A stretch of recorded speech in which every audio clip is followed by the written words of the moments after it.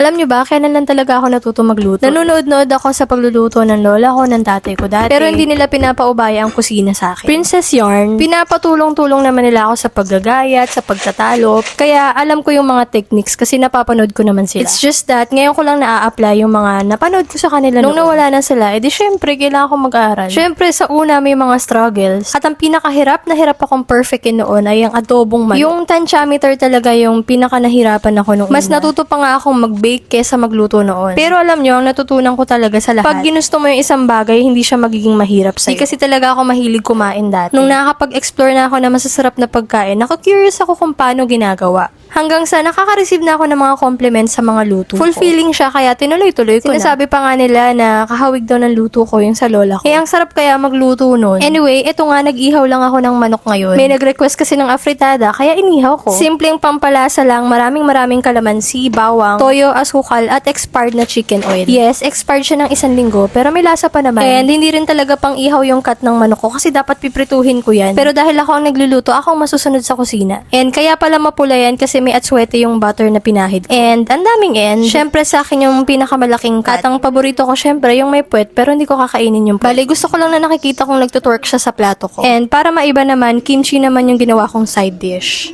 Ay, ang sarap talaga lumamon. Tara, kain.